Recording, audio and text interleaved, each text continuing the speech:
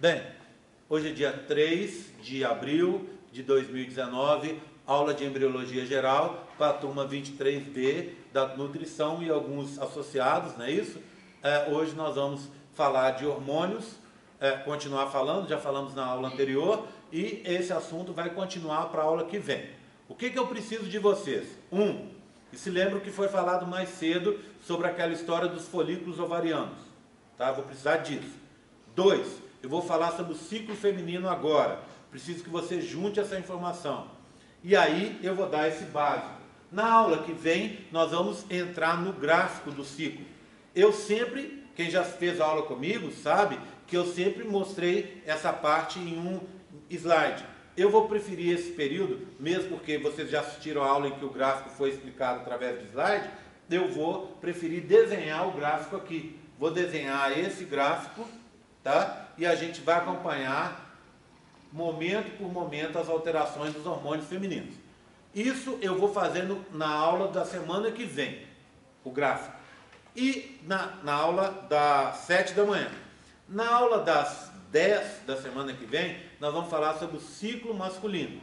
E se faltar alguma coisa do feminino, a gente vai falar também. É importante lembrar que o ciclo feminino tem outras coisas, outros detalhes que são importantes e que vão entrar no gráfico. Por exemplo, inibina e ativina, por exemplo, beta-HCG, tudo isso vai ser falado. Mas eu prefiro ir aos poucos, porque essa parte é um pouco mais complicada. Tá combinado? Então, vamos combinar uma outra coisa. Não entendi. Para, eu explico de novo. Tá? Estou com dificuldade. Para, eu explico de novo. Não deixa as coisas acumularem. Em embriologia, assim, as coisas vão se somando. Se você não entendeu o que foi falado antes, te dificulta entender o que vai ser falado agora. Tá? Bem, então vamos lá. Quero começar com o ciclo. Quando a gente fala de um ciclo, a gente sempre pensa assim, uma coisa que não tem começo nem fim, né? Só que o ciclo feminino, diferente de outros ciclos, por exemplo, o ciclo lá da respiração celular, o ciclo feminino foi convencionado um começo dele. Então, o ciclo feminino começa no dia 1, que é o dia do começo desse ciclo. O que marca o começo do ciclo? A menstruação. Então, no dia que você tem a menstruação, começou a contar um novo ciclo para você. Essa fase, a fase que você está menstruando, que ficou convencionada também de ser de 5 dias, claro que tem meninas que menstruam menos, tem período que você vai menstruar menos, tem período que você vai menstruar mais, vai ficar mais de 5 ou menos de 5, mas do dia 1 ao dia 5 é a que a gente chama fase menstrual ou fase de fluxo. Tá? Terminou de menstruar, o que acontece na menstruação? A camada interna do endométrio foi perdida. O que você precisa lembrar? Como é que chama a camada? Extrato funcional. Ele é perdido durante a fase de fluxo. E depois ele tem que ser refeito. Ele vai ser refeito nos dias seguintes. Então, o que acontece? A parte de dentro, mais interna, mais externa, vamos dizer, do endométrio, que fica grudada no miométrio, lembra como é que ele chama? Extrato basal. O extrato basal tem que sofrer mitoses para recompor o extrato funcional que foi perdido. Tá vendo? Em embriologia uma coisa depende da outra que foi falada antes. Né? Quando a gente olhou o útero eu contei isso. Então, você perde o extrato funcional, a parte mais interna do útero, 2/3 do endométrio. E fica 1/3, que é o extrato basal. Esse extrato basal sofre mitoses e do dia 5 até o dia 14 vai recompor o extrato funcional que foi perdido. Como vai ter proliferação do endométrio, essa fase do dia 5 ao dia 14 é chamada de fase proliferativa. Nessa fase, os folículos, conversamos hoje mais cedo sobre folículos. Nessa fase, os folículos secundários vão se diferenciar finalmente no último folículo, que é o terciário. Por isso ela é chamada também, como nela você tem o desenvolvimento final dos folículos, de fase folicular. Esses folículos em desenvolvimento produzem o principal hormônio feminino do momento aqui. E o principal hormônio feminino de todos mesmo, que é o estrógeno. Então essa fase é chamada, do dia 5 ao dia 14, de fase estrogênica. Então eu posso usar o nome proliferativa, folicular ou estrogênica. Tá? No dia 14 é o dia da ovocitação, que as pessoas conhecem também popularmente como ovulação. Certo? Acontece no dia 14. Do dia 14 ao dia 28, a etapa final do seu ciclo é chamada de fase secretória. Por quê? Porque as glândulas do endométrio vão liberar um monte de produtos de secreção que vão preparar o útero da menina para ela receber um embrião. Porque ela ovocitou no dia 14, a fecundação acontece logo depois e o útero está pronto para receber esse embrião. Por isso, essa fase é chamada de secretória. Lembra? Ovocitou, o que sobrou para trás? Corpo lúteo. O corpo lúteo está presente, então ela se chama também fase luteínica.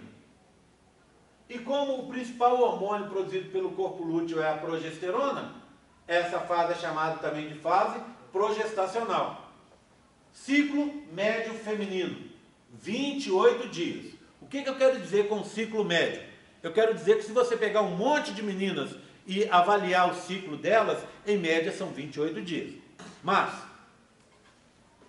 você pode ter um ciclo de 30, de 32, 34, pode ter um ciclo de 24, um ciclo de 20, tudo é normal, tá? Então, na média são 28, mas o seu ciclo pode ser diferente, tá? Como é que então eu faço com uma menina que tem um ciclo de 30?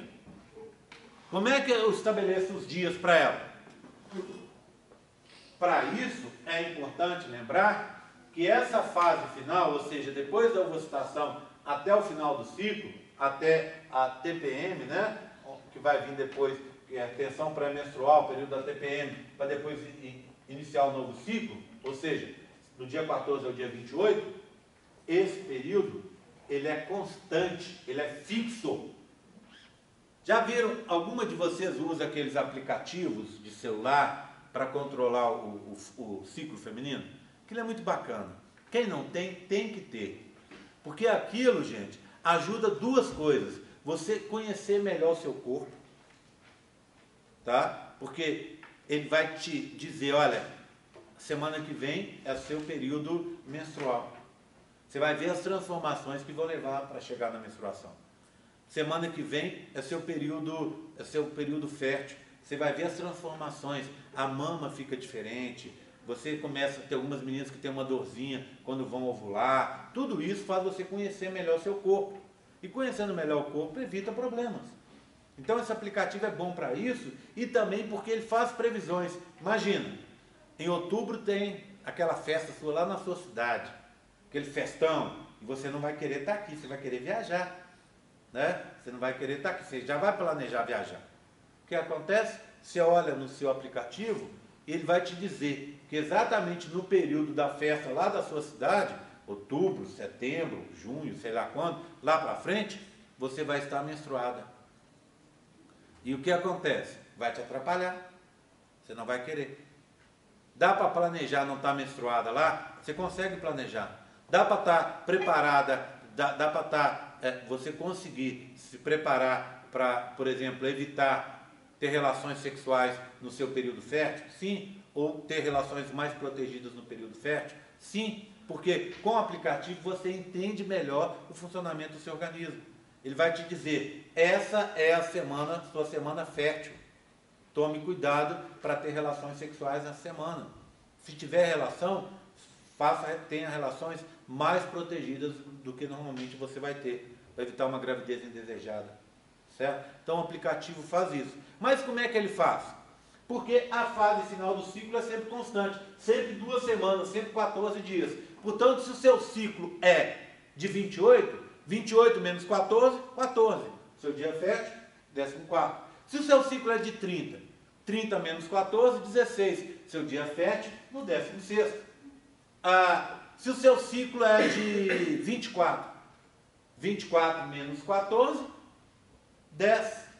Seu dia fértil vai ser no 10º dia. Então é isso que o ciclo de saúde, é isso que o aplicativo faz e permite você ter um planejamento maior. Então, depois, as meninas baixam o aplicativo, tá? Vejam como é que funciona. São gratuitos, estão lá nas lojas, lá nas lojas de aplicativos lá do seu celular, você consegue baixar o Android ou iOS, você baixa e tem os aplicativos gratuitos para você seguir. São bem bacanas, tá? Você vai mantendo ele, alimentando ele com as informações e ele vai te ajudar para frente. Tudo bem? Tranquilo? Tá? Entenderam isso? Então é sempre fixo. Tá? O que acontece? Só para a gente dar um adianto. O seu gameta vai estar vivo até o dia 15. Tá? Só que os espermatozoides ficam vivos, a maioria por 3 dias. Mas você tem espermatozoides vivos por até 5 dias. Então, arredondando, daria aproximadamente 1 semana. Então, nessa semana aqui, ó, você não deve ter relações sexuais. Ou se tiver relações sexuais, tenha essas relações protegidas, tá? Protegidas, por exemplo, com um preservativo, para evitar que você tenha uma gravidez indesejada. Por falar em preservativo, é importante lembrar a importância do preservativo. O preservativo não é importante só para você evitar a gravidez indesejada. E gravidez durante a graduação, gente, olha, sinceramente, ter filho é muito bacana. Mas ter filho no momento errado é uma das piores coisas que pode acontecer. Você não vai conseguir estudar, você vai muitas vezes ter que largar o período, ou às vezes largar a faculdade por causa disso. Porque é uma coisa que você quer, mas não quer para agora. Então, a camisinha serve para isso, para te proteger contra a gravidez indesejada. E também para te proteger contra a DST. Vamos supor, eu tenho confiança absoluta no meu namorado. Ele está lá na minha cidade, mas ele só tem olhos para mim. Beleza, legal, legal para você. Mas é agora. E quando antes, ele teve relações sexuais com outra menina? Provavelmente. E quando ele teve essas relações, será que ele teve relações protegidas? Será que ele não pegou uma DST? Se ele pegou DST eu saberia. Não. Tem algumas DSTs que ficam escondidas. Uma delas é a sífilis, que permanece escondida vários anos dentro do corpo do hospedeiro, dentro do corpo da pessoa que está doente. E essa pessoa espalha sífilis por aí, inclusive para você. Se você tiver relação, então, desprotegido com essa pessoa, você pode pegar sífilis. E essa pessoa, às vezes, está passando sífilis para você, que inclusive é uma doença mortal, e nem sabe o que está passando. Então, cuidado com isso. Muito cuidado com isso. Tá? Ok? A gente vai ter uma aula só sobre isso, que a gente vai falar bastante sobre isso mais para frente. Tá? Vou apagando, hein? Não vou ficar fazendo cerimônia, não. Você também não faça cerimônia. Bata a foto do quadro se você quiser. Vem aqui para frente, bata a foto e tal. Fica à vontade. Bem, depois que eu conversei sobre o ciclo, eu quero conversar com vocês de uma outra parte importante para a gente entender o gráfico. Essa parte tem a ver com essa estrutura que a gente já viu hoje cedo, que é a estrutura do folículo terciário ou folículo digráfico, que é esse aqui, ó. Pronto, já apresentei ele para vocês hoje cedo. Por falar em apresentar, deixa eu lembrar para vocês que a monitoria já começou essa semana. A Brena e a Larissa já estão dando monitoria e o horário está lá atrás da porta. Ou, aliás, na frente da porta, na parte de fora da porta. Tá? Esse horário é o mesmo horário que eu mandei para vocês no grupo de WhatsApp. Ô Gé, mas eu ainda não estou no WhatsApp da turma. Azar seu. Você tem que estar no grupo, senão você não fica sabendo de nada que está rolando. O horário está lá. As meninas já estão dando monitoria. É na monitoria que você vai ter tempo para olhar cada modelo com calma, para entender o modelo e poder namorar cada modelo com calma. Tá? A gente tem foto dos modelos e tudo, eu apresento os modelos aqui, mas isso não vai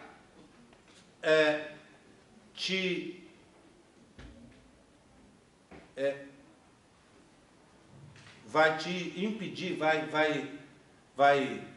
impedir, ele vai te... sumiu a palavra, tá difícil, né? Sumiu.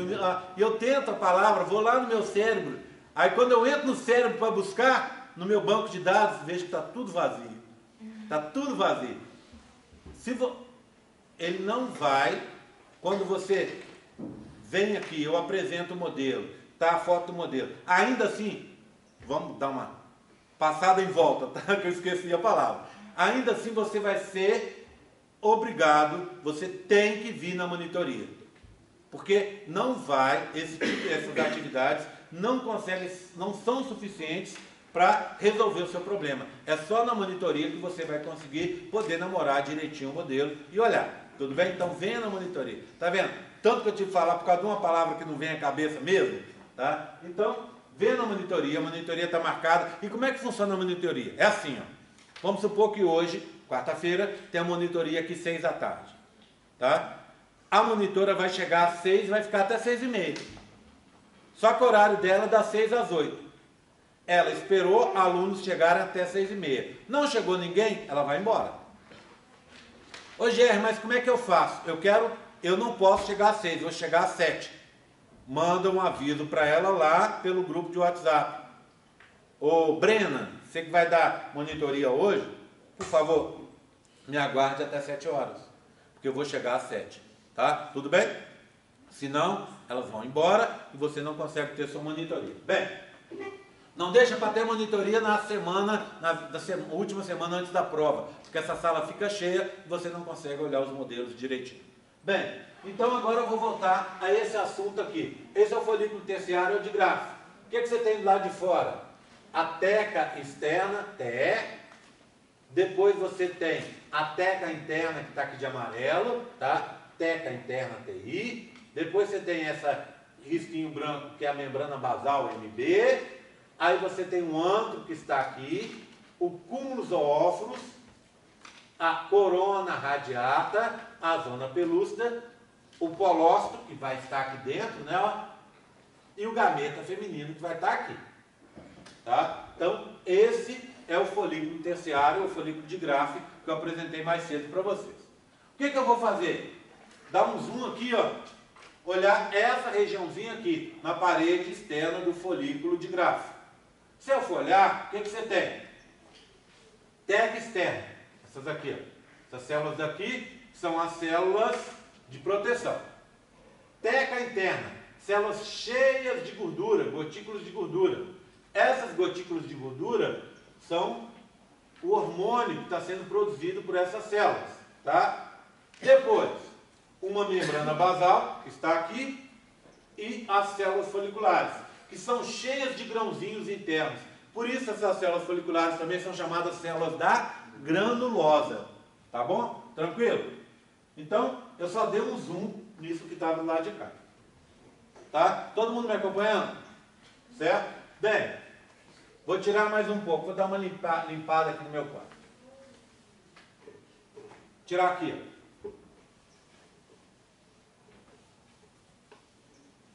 Pronto, tá? O que eu vou dizer para vocês? Agora eu vou pular para o lado de cá. Vou dizer que lá na sua cabeça existe uma região que se chama hipotálamo. Ela aqui, ó, essa bolinha aqui. Tá? O que acontece nessa região do seu encéfalo? Ela pega informações externas e internas. Ela vai pegar essas informações e vai produzir, ao ser estimulado por essas informações, ela vai produzir um composto que se chama GNRH. Está aqui, ó. GNRH.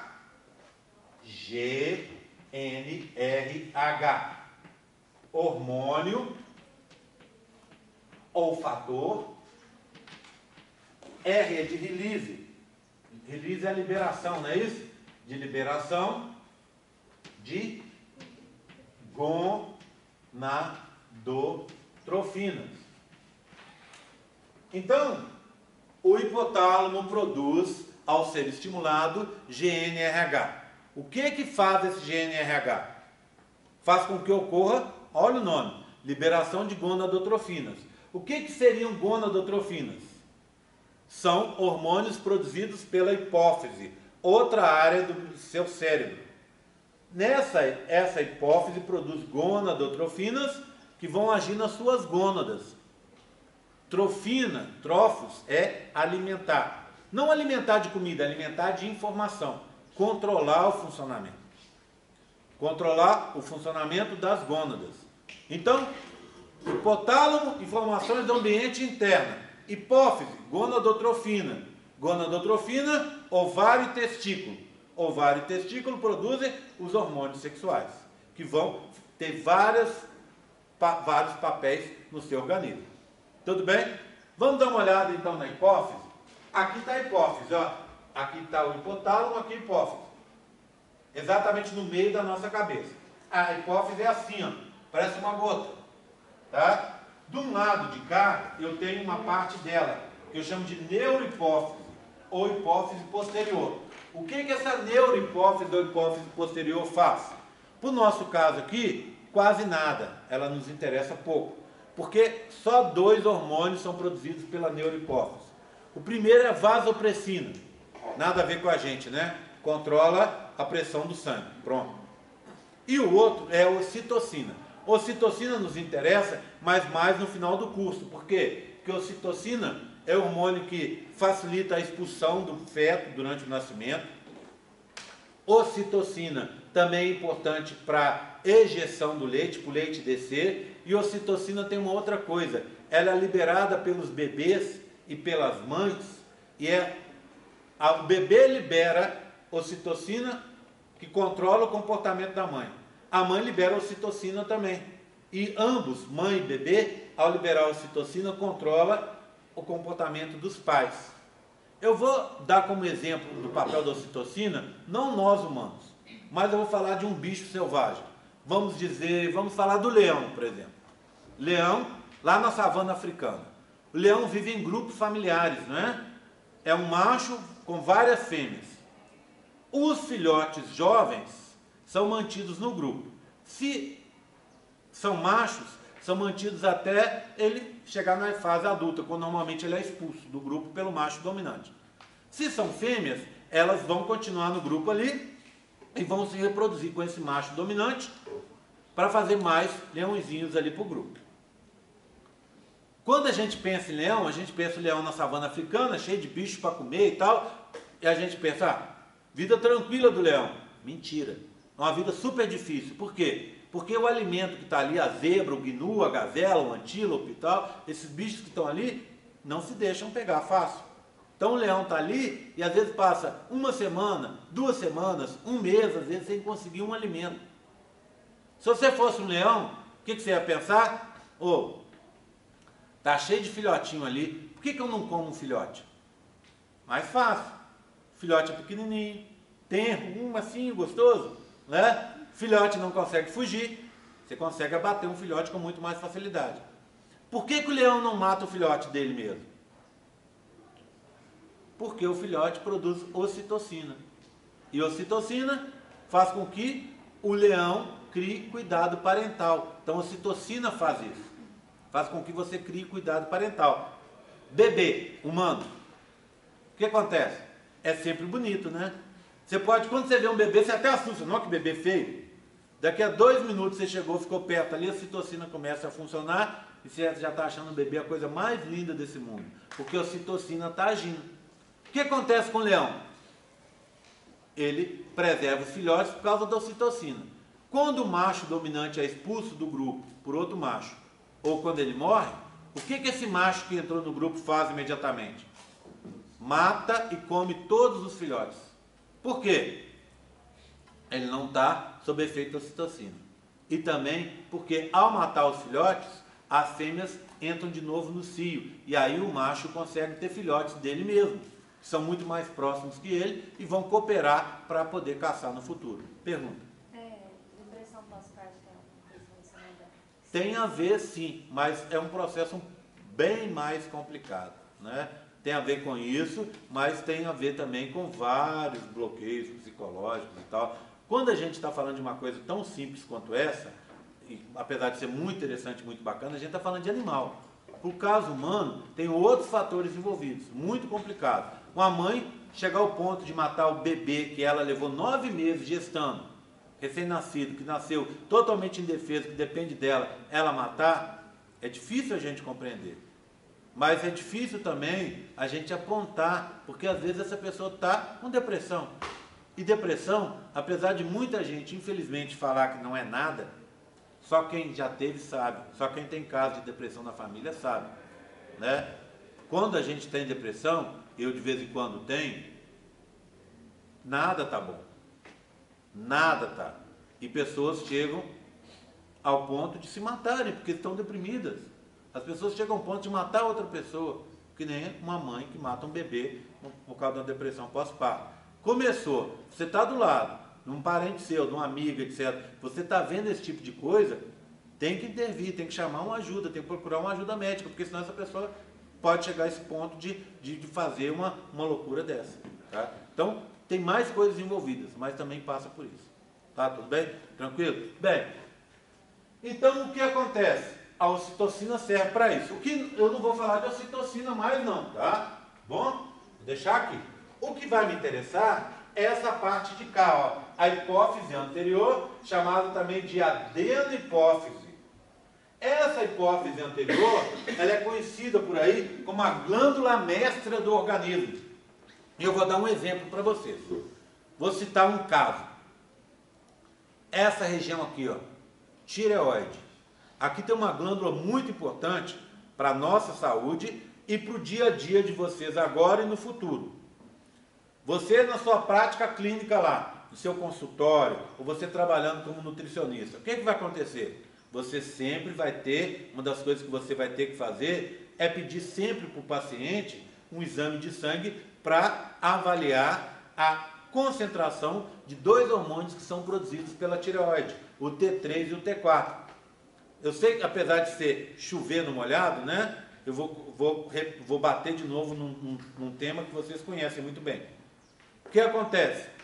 Glicose está circulando. Quem controla a circulação da glicose no meu corpo? Se ela vai ser armazenada ou se ela vai circular? É a insulina e o glucagon, produzidos pelo pâncreas. Quem vai controlar a queima dessa glicose no interior das células são outros dois hormônios, o T3 e o T4, que vêm da tireoide. Então você passa uma prescrição dietética. Esse paciente seu aderiu à prescrição, ele está fazendo tudo direitinho, mas os resultados estão aquém do esperado. Ou ele não está conseguindo ganhar peso, ou ele não está conseguindo perder massa, né? Está ali, ele está numa situação difícil, não está funcionando. Pode ser porque ele tem um problema nessa tireoide, um hipertireoidismo, ela funcionando demais, ou um hipotireoidismo, ela funcionando de menos. Então, por isso que você tem que fazer esse acompanhamento também, senão não adianta. Tá? Bem, quem controla, então, o metabolismo de glicose nas células é o T3 e T4, que vem da tireoide. E quem controla a tireoide? A sua hipófise. Tem um hormônio que se chama hormônio tireotrófico, para controlar a tireoide. Então, o hipotálamo controla a hipófise controla a tireoide, e a tireoide controla o seu metabolismo. A pessoa pode ter a tireoide funcionando perfeitamente. Você vai e olha, a tireoide está funcionando perfeitamente. O problema pode ser na hipófise, tá vendo? Tá? Tudo bem? Mas não é a tireoide que me interessa aqui. Só estou dando um exemplo. Vamos cuidar das gônadas. O que acontece? O hipotálamo produz GNRH, que age na adenohipófise, que vai produzir as gonadotrofinas. Trofina, que controla o funcionamento. Funcionamento do quê? Das gônadas. São duas gonadotrofinas. O LH, hormônio luteinizante, que faz o surgimento do corpo lúteo. E o FSH, o folículo estimulante, que estimula o desenvolvimento dos folículos. Então, você recebe informações internas e externas, o seu hipotálamo libera GNRH, que age na adenohipófise, que vai produzir LH e FSH, estamos falando de meninas, age nos seus ovários, e os seus ovários vão produzir estrógeno e progesterona, ok? Que vão ter vários papéis no seu organismo. Tudo para frente, a gente vai estar falando de progesterona e estrógeno. Então, da doravante, a gente vai falar direto disso, porque é eles que controlam o funcionamento do seu organismo. Não só a parte sexual, mas também o que a gente chama de características sexuais secundárias. É o que faz a menina, a mulher ser mulher. As curvinhas, o jeito de pensar feminino, tudo isso faz você mulher. Tá? As mamas, o amamentar, o ciclo feminino, a voz mais aguda, o cabelo, tá? Tudo isso que te faz menina é por causa dos hormônios sexuais. Se eu bloquear a produção de estrógeno e progesterona em você, Isso acaba, tá? É o que a menina que quer se masculinizar faz. E é o que o cara que quer se feminilizar faz. O cara que quer se feminilizar quer bloquear o hormônio masculino e produzir e colocar no próprio corpo, às vezes até através de injeção, aplicação exógena, hormônio feminino. E a menina que quer mudar a sua opção, quer se masculinizar, o que ela faz? Vai bloquear o hormônio feminino e colocar o hormônio masculino, para ela ficar mais masculinizada. Tá certo? Tudo bem? Tá? Ok? Bem, só lembrando, de novo, o que a Lorraine falou, e eu queria afirmar mais uma vez. As coisas não são tão simples assim. O cara que está se feminilizando, que ele está, às vezes, fazendo alterações maiores no corpo dele para virar uma menina, e a menina que se vê como menino e quer se modificar, nem todo mundo quer isso, né? O cara pode ter um comportamento homossexual e fazer questão de ter barba, de ter um aspecto mais masculino mesmo e pronto. Só tem uma opção sexual diferente. A menina do mesmo jeito. Mas tem gente que faz questão de mudar a imagem corporal. Para vocês, a tal da imagem corporal é uma coisa extremamente importante. Daqui a pouco eu vou falar de novo de imagem corporal em academia. Vocês vão trabalhar com prescrição dietética, com alimento e tal, mas também muito com a tal da imagem corporal. O que é a imagem corporal? É como a pessoa se vê. Eu vou falar de mim, mas eu acho que isso é para todo mundo. Eu acho que eu não sou diferente de ninguém. Sabe quando você chega, tem dia que você se olha no espelho e você fala assim, poxa, mas eu sou bem bonito, hein? E tem dia que você se olha no espelho e fala assim, nossa, mas eu sou bem feio.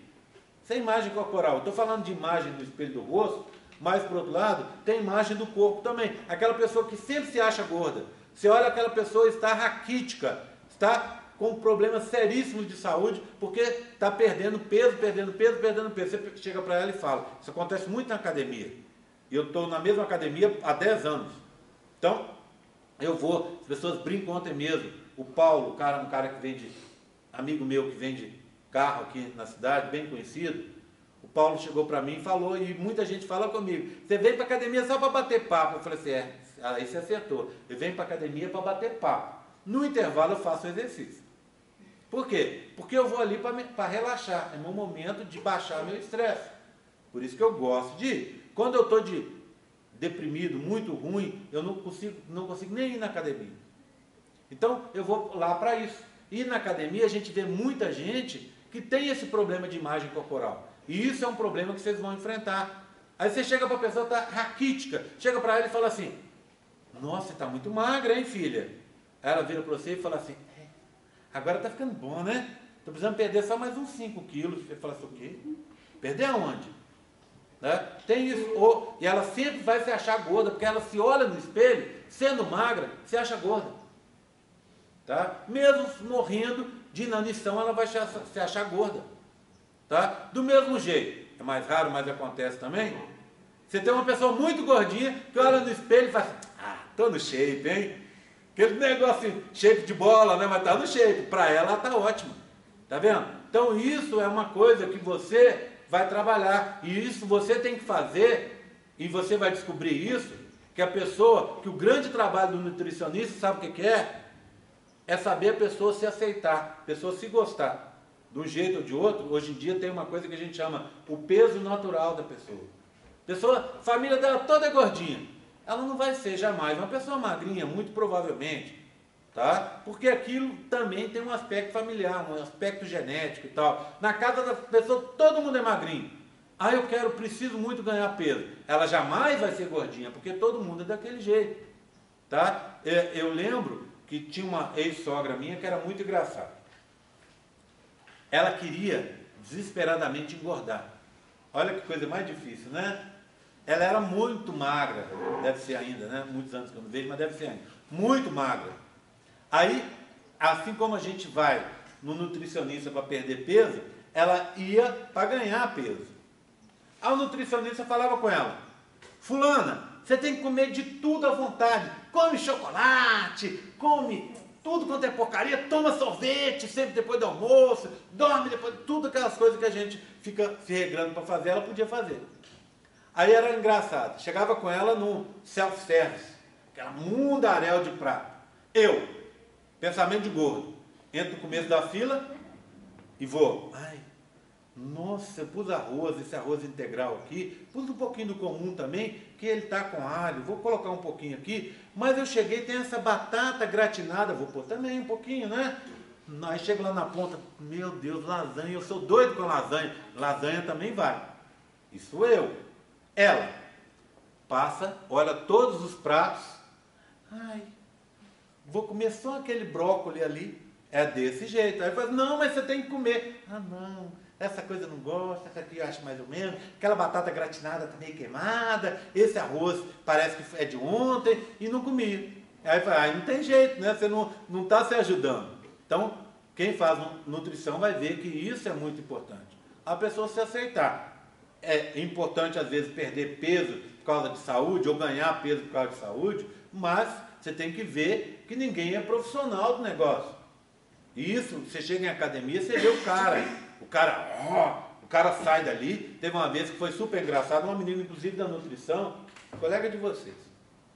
Ela faz academia há muitos anos, ela fortona e tal, né? Corpão. Aí essa menina, essa dita cuja, estava na academia e faltou, ela esqueceu o whey. E ela não mora aqui na cidade, ela é de uma cidade aqui próxima. E ela ia chegar em casa só depois das 11 da noite, pegar o ônibus na rodoviária, sei lá, para ir para a cidade dela. E faltou o whey, ela tinha que tomar o whey depois da ginástica, 8 horas. Gente, essa menina surtou na academia porque não tinha o whey. Pediu para um, pediu para outro, pediu para outro. Me perguntou se eu podia ir em casa. Eu falei, eu tenho, mas não tenho aqui, tem em casa. Me perguntou se eu não podia ir em casa buscar um pouquinho de whey para ela. Parecia que era assim, ela precisava disso para viver. E o que a pessoa acha? A pessoa acha que isso faz muita diferença. Eu mesmo tomei muito whey. Depois cheguei um dia e falei assim, o whey é para quem precisa de ter muita reposição de proteína. Um atleta, eu não sou atleta, não quero ser. Eu até brinco com o meu personal assim, que eu saio da academia, chego em casa e vou tomar uma cerveja. Ele fala assim, ô Gerry, você não pode fazer isso. Eu falo assim, Renato, posso te contar uma coisa? Sabe por que eu tomo cerveja depois que eu saio da academia? Para preservar o seu emprego. Aí ele ri e fala assim, como assim? Eu falo assim, claro, Renato, imagina se eu viro aí um cara ali, né, todo definido, tudo bacana, etc, etc, não vou precisar mais de personal, você vai perder seu emprego.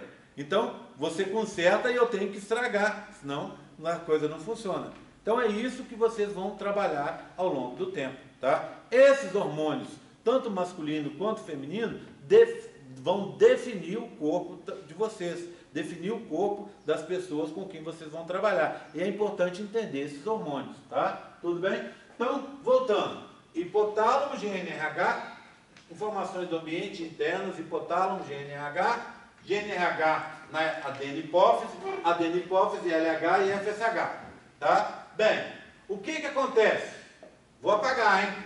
Ó, apaguei. Essas gonadotrofinas, LH e FSH, vão agir lá nos folículos ovarianos. Está vendo como uma coisa se junta com a outra? O que acontece? Vem o LH e vai se ligar nas células da teca interna. Quando elas se ligam o LH a essa gonadotrofina, elas captam o colesterol. Então o colesterol não serve só para entupir vaso sanguíneo, não, e causar um infarto, não, tá bom? O colesterol tem várias funções no seu organismo.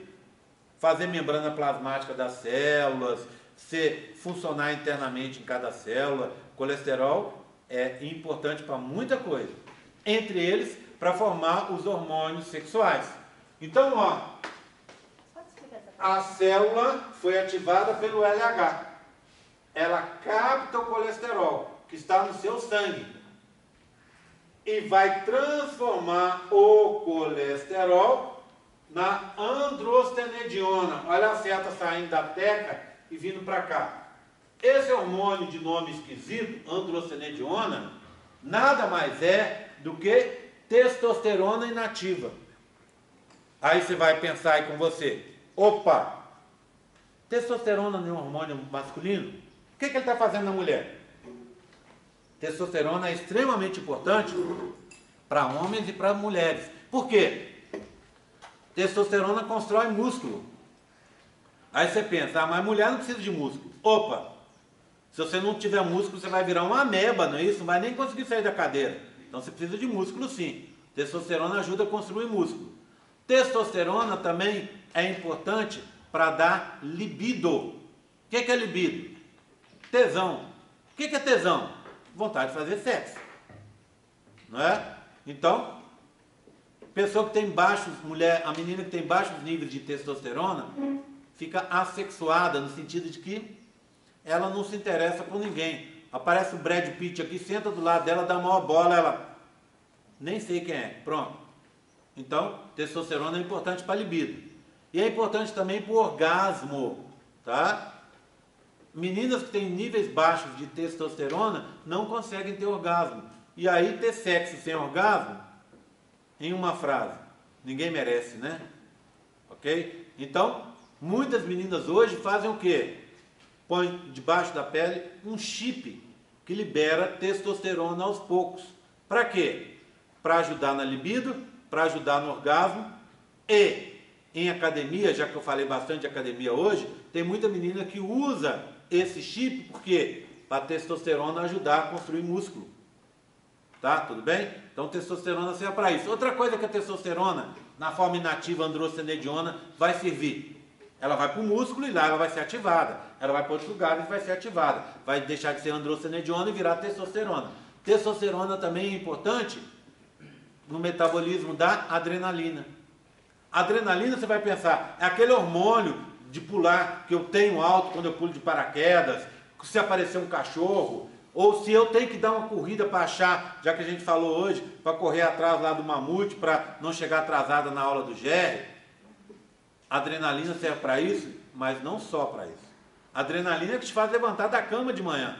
Se você não tiver adrenalina, você não funciona. Então a testosterona é importante para isso. Ok? Então tem que ter testosterona. Nas meninas é produzido, e nós também, dessa forma inativa que é a androstenediona. Mas vai ser utilizada no nosso corpo em vários locais. Além disso, um dos locais que é utilizado é pelas próprias células foliculares. Então viram? As células da teca pegam o colesterol e fazem androstenediona.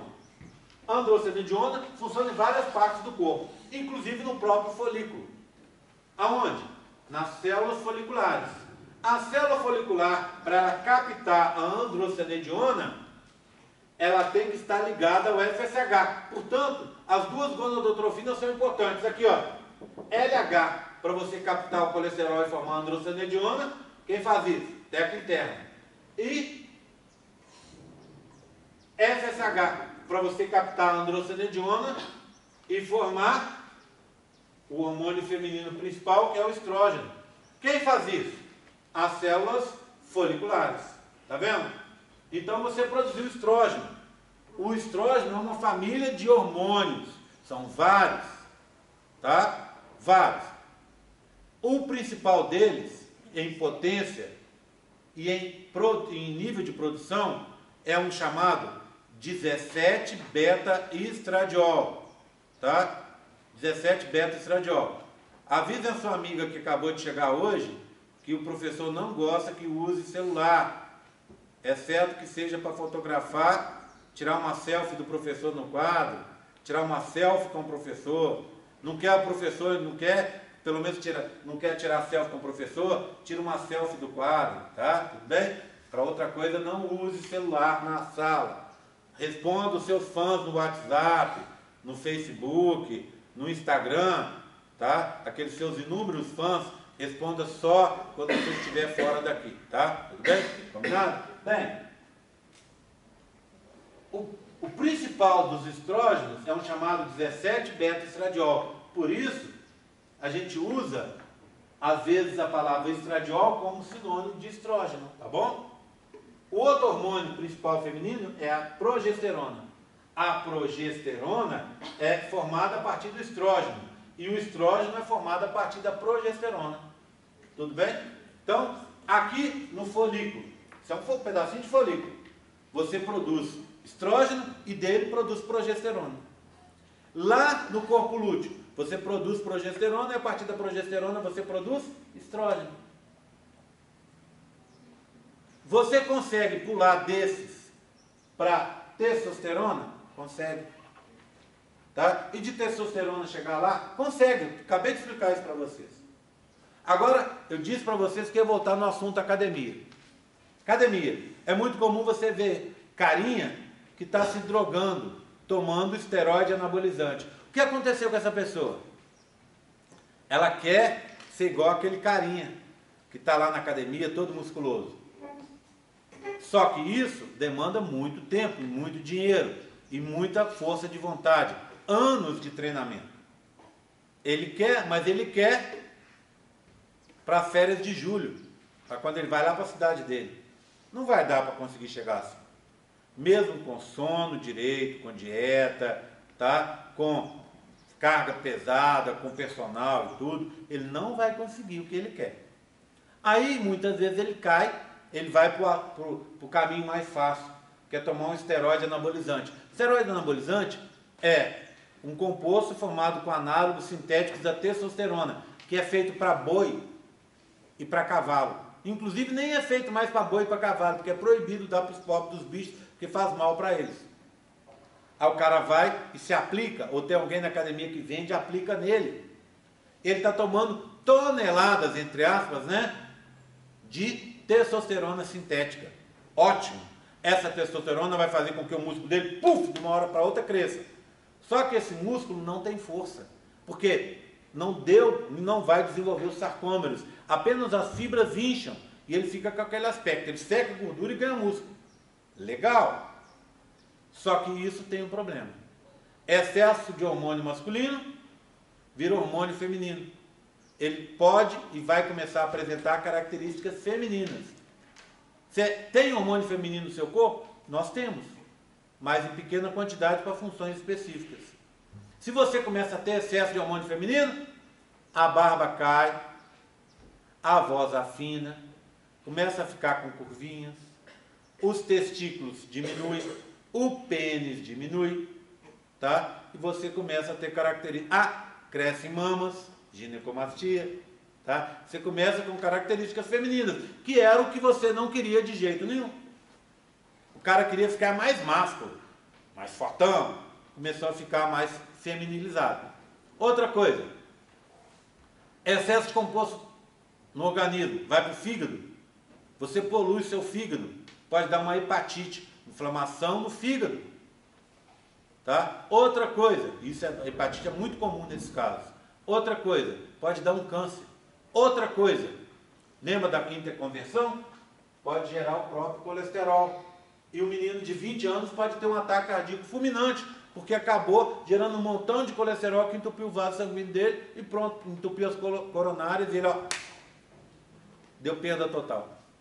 Tá certo? Então, assim, dá para ter o corpo que você quiser, se você quiser? Sim. Mas isso denota uma mudança em estilo de vida a médio e longo prazo. Dá para você conseguir incutir isso na cabeça das pessoas que estão utilizando o seu serviço de nutricionista? Dá. Mas isso vocês vão ver que é uma luta diária, que é uma luta a médio e longo prazo, e a pessoa tem que estar consciente disso. Então, é muito difícil a pessoa conseguir seguir. Né? Não é minha função aqui, mas eu vejo muito claramente, quando eu que faço isso há muitos anos, né? Eu vejo muito claramente que a pessoa passa uma prescrição dietética e muita gente passa mudanças que são assim. Qualquer mudança que você faz, e se a mudança for muito abrupta, você consegue perder peso.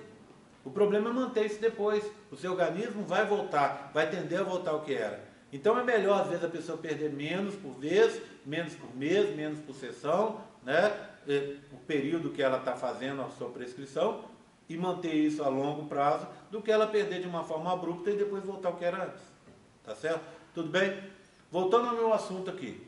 É o que eu preciso que vocês saibam por enquanto. O ciclo feminino, tá?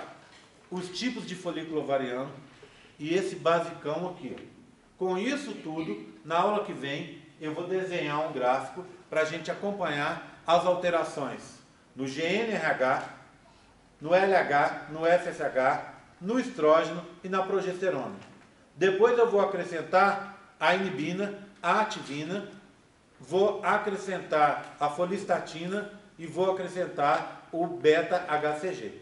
Esses 9 hormônios vocês precisam entender muito bem, mesmo porque eu vou cobrar uma prova. Estamos combinados? Dúvidas até agora? Semana que vem a gente continua, tá? Chamadinho para a gente encerrar.